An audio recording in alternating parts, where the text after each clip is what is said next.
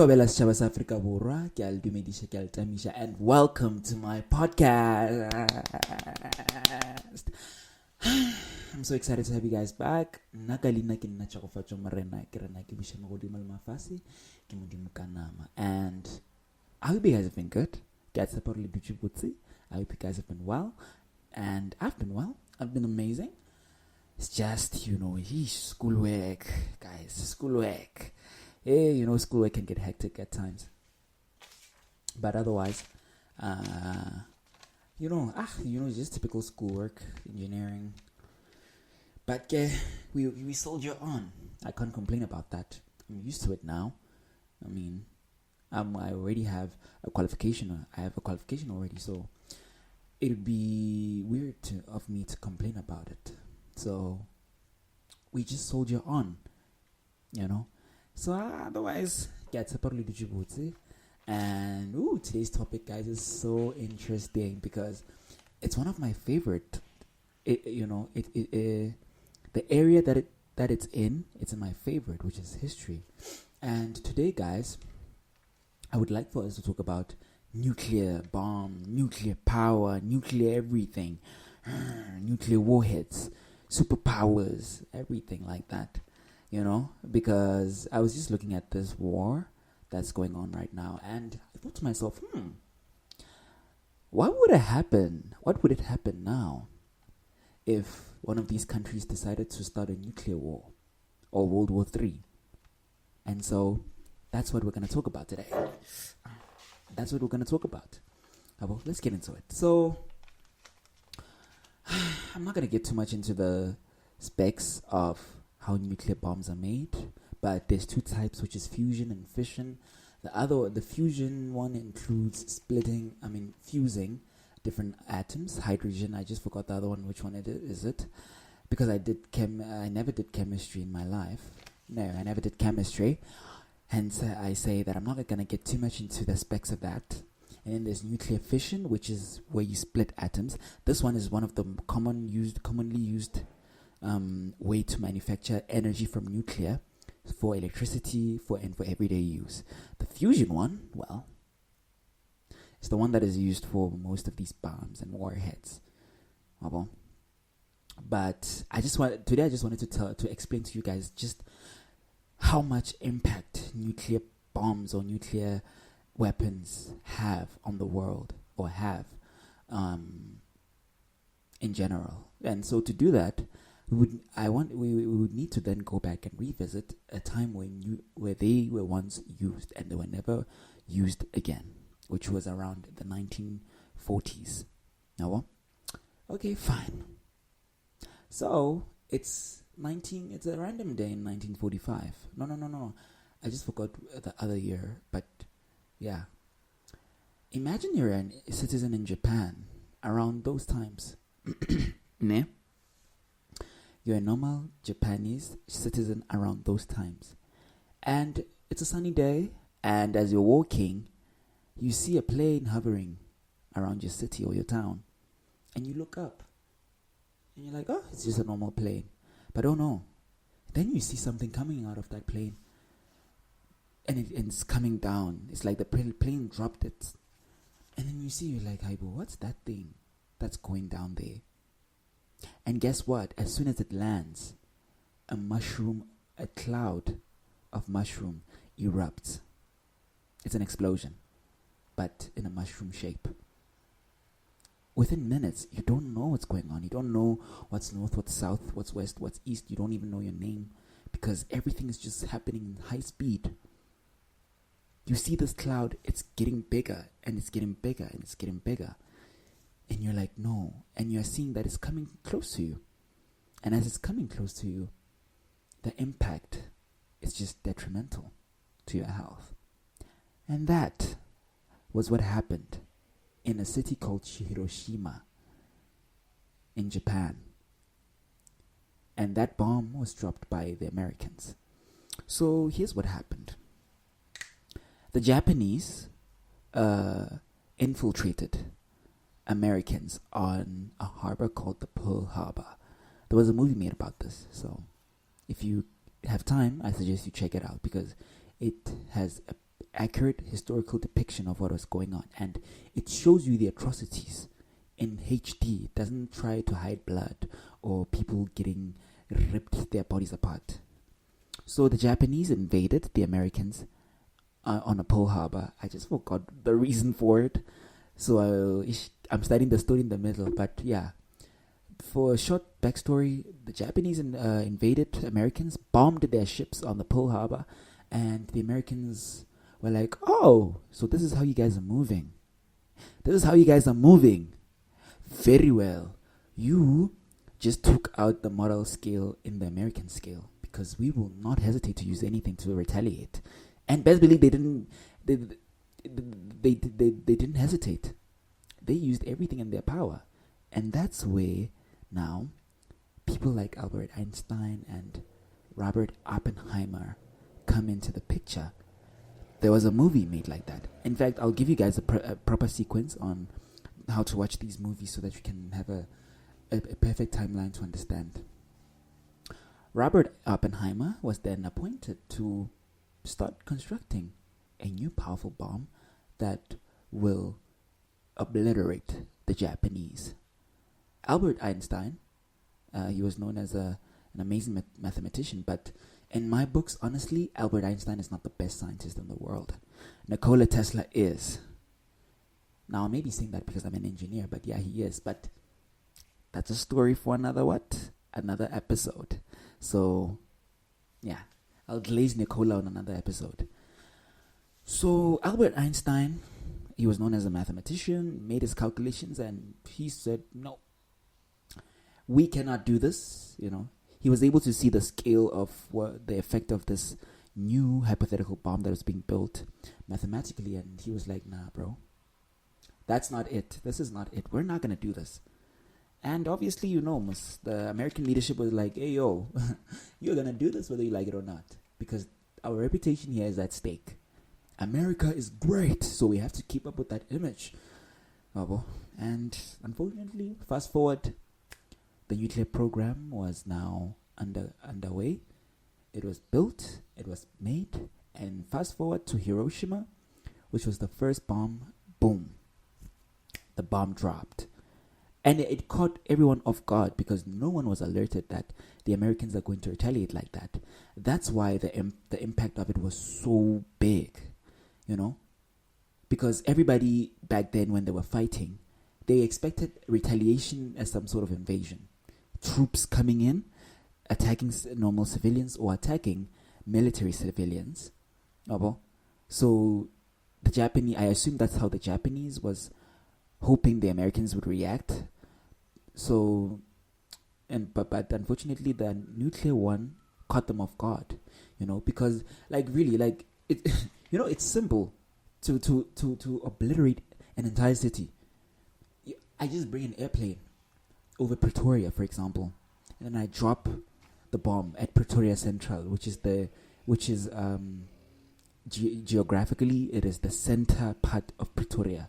So meaning that it'll affect all the directions of Pretoria: Pretoria East, Pretoria North, Pretoria South, Pretoria West. I just go there and I drop the bomb. It's chai. All the beautiful landscapes, the landmarks, all the population gone. And a nuclear bomb can have health effects as well. Cancer, due to the radiation. Something called a nuclear winter could go underway, where it's very cold, but because of nuclear, So that's why, the impact was so big. It caught them off guard like that, and everything happened in a split second. Hiroshima was obliterated in a split second. And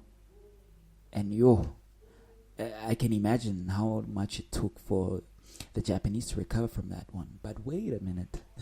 Let me tell you a story. Before they could even recover, the Americans already had another one on the way. This time targeting another city called Nagasaki. This one was in 1945, but then Nagasaki faced the same effects as Hiroshima. You guys, And that's when the American was like, after they dropped the second one, then they were like, okay, cool, we're chilling now, we're chilling. Because the Japanese were no longer retaliating. No, but apparently, the first bomb was indeed for retaliation, but the second one dropped at Nagasaki was to show the Japanese that if they wanted to, they could keep doing this again and again. And if you guys are Marvel fans, you guys will remember that iconic Captain America line, "I can do this all day. I can do this all day." But yeah, they were basically saying that with the second bomb. They were saying, "Yo, we could do this all day if you want to." And the Japanese were like, "Oh, yo, chill. We're surrendering. We are chilling now." And that's how it ended. Now, that was a point in time. That was the 1940s. Let's fast forward a little bit to the 20 years later. The arms war between the Soviet Union and America. It's funny how America is always a character in all of these stories. But yeah, let's go, because that's the second part of history where the nuclear debacle was brought up again. But this time, no city was bombed. Luckily, they were just testing. So this era was called the Nuclear Arms War, and basically it was all just about two countries competing on which one has the best nuclear weapons. It's giving primary school activities that, yeah, I have the best lunch. I came with the bread. You came with the polony. I came with this. That's basically what it was. And so I think John F. Kennedy was the president at that time before he could get assassinated. I just don't remember, but yeah. Back then, Russia was still called the USSR, which was, I think it was the Union. Is it Union or United? Let's check it out. Union or United? USSR. But it's Soviet Socialist Republic. USSR. And I have some interesting facts to tell you. USSR full definition. Oh yeah, it's the Union of Soviet Socialist Republics, or in short, Soviet Union, which was the empire of Russia. Before Russia could be called what it was today, it was known as the USSR. So that empire was basically a communist type of an empire, just like China. Whereby, obviously, if you guys didn't know, a communist country is very different from a capitalist country. South Africa is a capitalist country. Most countries in the world are capitalist countries. In a capitalist country, the difference here is that in a capitalist country, property is privately owned, meaning that I, as Geopolitics Morena, I own this podcast. It's my property. But then in a communist country, a lot of the properties are owned by government. A lot of the establishments are owned by the government. So which means if YouTube was made in a communist country, then YouTube is a property that is owned by government. What does that mean? I may own a channel on YouTube, but that entire app is owned by the government. So which means that the government still has power over me. They can decide to remove my channel if they wished, if they wanted to. But with a capitalist country, it's not as easy to do that. I hope you guys understand it now. So the USSR was a communist party, and then America was a capitalist country, still is. So two of these countries were saying, I can build the best nuclear weapons. And then the other one was saying, no, I can. And then the other one was saying, no, I can. And then the other one was saying, no, I can. And eventually that led to them beginning multiple nuclear programs to build nuclear bombs. And this is one of my favorite parts of this history. Russia, or USSR, was the one who won that entire arms war. Because they came with an idea to build the biggest nuclear weapon that was ever bombed in history, called the Tsar Bomba. This one, though, it was a sort of like a hydrogen bomb. or not necessarily a nuclear bomb. So, meaning that majority of the atoms inside that were hydrogen. Now, these people modeled the bomb the way the core of the sun is built like. Now we're getting a little bit deeper into science. This is my general knowledge. This is me flexing my general knowledge to show you just how much I've learned over the times. So if you guys didn't know, the core of the sun is made up of hydrogen and helium. I hope I'm not wrong. Let me confirm. I don't want to give you guys false information of my general knowledge. Sun's core. Sun core is made of hydrogen and what? Yes, you see. I told you guys. I told you guys. I'm flexing my general knowledge. I was right. So the core of the sun is made out of hydrogen and helium. This is the science I learned in primary, I think. Was it primary or high school? It's either primary or early high school before grade 10. Natural science, yeah. So, especially those space and beyond chapters. Those are my favorite parts in learning science. And astronomy. Oh, basically astronomy, yes. It's astronomy. So, back to the story. The core of the sun has hydrogen and helium. It's made out of hydrogen and helium. These two particles, the more they collide, it's the reason why we are able to get the heat and the light.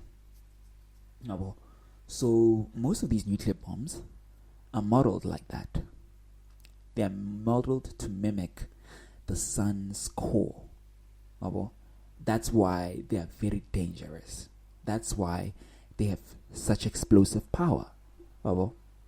So think of a nuclear bomb as we took the sun and then we used it as an explosive, or we took the sun and we used it to generate electricity. I think that's the best, easiest way to understand this entire thing. So the core of the sun, because it's made out of these particles, the temperatures there are approximately 15 million degrees, according to NASA and according to other space agencies. It's 15 million degrees, which makes sense as to why a nuclear bomb is so deadly. So now the USSR was like, okay, fine, let's push the scale to the max and build the biggest bomb we've ever built. That is most dangerous. Obviously, you guys know the drill. Scientists argued about this. They argued against it, but the government was like, hey, yo, we just want to flex. We don't give a damn about whether you disagree or not. Just build the thing. And they went ahead and then they did it. Guys, when I tell you the Tsar Bomba was like 50 megatons of explosive power, you wouldn't believe me. And I just want to put this into perspective. Let me just show you how much 50 megaton is. 50 megaton is to the human brain. I just want you guys to be able to comprehend just how big that thing was. First of all, let's start here. We all know that a ton is 1,000 kilogram. Now, megaton is, let's see, megatons to ton. Now, megaton is 1 times 10 to the power of 6. So which means it's like what? 1 million ton or 1 million kg. I get 1 ton is 1,000 kilograms. So, wait, 1 million ton, yes. 1 million tons is 1 million.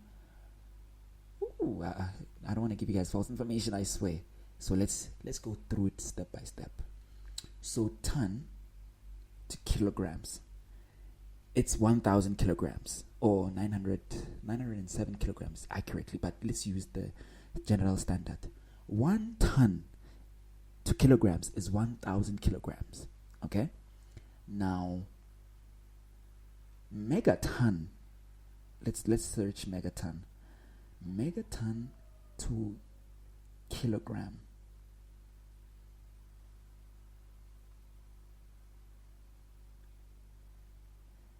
Megaton to kilogram. Hey, you guys. Megaton to kilograms. Yo.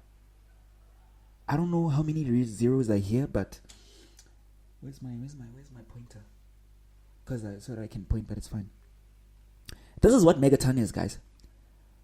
It was 1, 2, 3, 4, 5, 6, 7, 8, 9. 9 zeros, guys. Do you know how big that is? That I can't even comprehend it with my own brain. But yeah, to simplify it in engineering mathematics, those who did engineering, it's basically 1 times 10 to the power of 9. That's a megaton. So now take the one, this scale that has 9 zeros, and then multiply it to 50. Then you will get to 50 megaton. So now 50 megaton, how many zeros does 50 megaton has?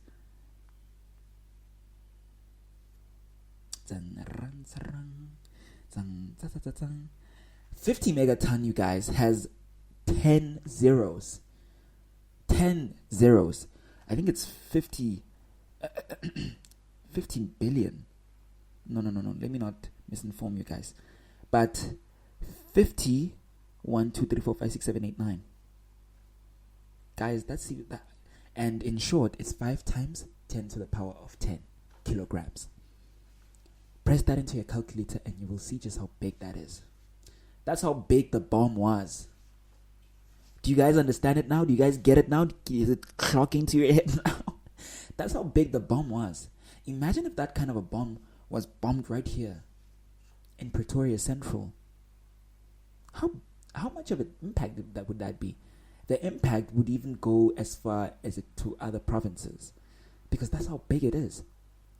Oh, those guys were experimenting. And so, fine, back to the story. They then built the bomb, and they exploded it. Oof, guys, when they exploded it, the air itself was unbreathable. I just want to start there. I don't even want to talk about the temperatures because we all know already. Because I've explained to you guys the basics of the sun's core. It's hydrogen and helium, and it's 15 million degrees, approximately. So imagine 50 megaton bomb is exploded. Mind you, only 1 megaton, or I think 1 ton or 1 megaton is equivalent to 15 million degrees. So now when 50 megaton is exploded, how much degrees or how hot will that be? That's where we start. Because when it was tested at an island so that everybody can be safe. That's how big that thing was.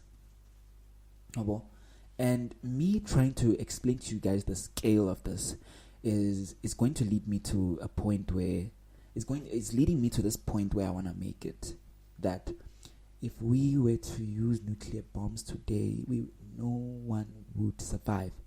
It would basically be the end of the world, because I just explained to you guys just how big of an impact a nuclear bomb has. No one would survive. Well, dude, if nuclear bombs weren't deadly, countries would have already retaliated. Used the Russian and the Ukraine bickering. They would have used nuclear bombs. Those things are just there today, just to flex to other countries and say, "Hey, yo, if you dare mess with us, we have stashed a couple of things." So, it's just used today to just scare, countries to bend to their will. And that's how the USSR, or Russia at the time, managed to win the nuclear arms war. America was like, "Damn, you guys are insane. We're calling this off." And today, the countries that have the most nuclear weapons is North Korea, it's Russia, it's America, it's some other countries in Europe. I just forgot which parts. Unfortunately, Africa doesn't have. We don't have any of those things. Oh, let me tell you a story. We don't have any of those things because in the 90s it was dismantled as part of peace treaty, but we used to have an active nuclear program to build bombs, but it was dismantled in the 90s. as part of democracy and peace talks. So meaning that we don't have anything to defend ourselves against. If tomorrow each of these countries were like, okay, cool, we're gonna bomb South Africa, we would all be dead. We would all be dead 6 feet under in a split second. Well, so yeah, that's what I wanted. That's what I wanted us to talk about today. And I'm talking about it relative to the war that's currently going on in the Middle East. In case many of you guys are wondering that when are they gonna use nuclear bombs? They won't. Trust me, they won't use any of those things. The day one country decides to use one of those will be the day that humanity falls forever. Trust me. But I hope you guys, otherwise, let me not scare you guys too much. I hope you guys enjoyed the episode of today. I enjoyed it too. I enjoy seeing you guys every day. I enjoy recordings. I enjoy showing up to you guys like this. But otherwise, I hope you guys have an amazing week ahead. And this week is going to be my birthday. This Friday, the next Friday, is going to be my birthday, 17th. So you know, I'm turning 21. 21, do your thing. But otherwise, I hope you guys are good. And I love you all. Take care.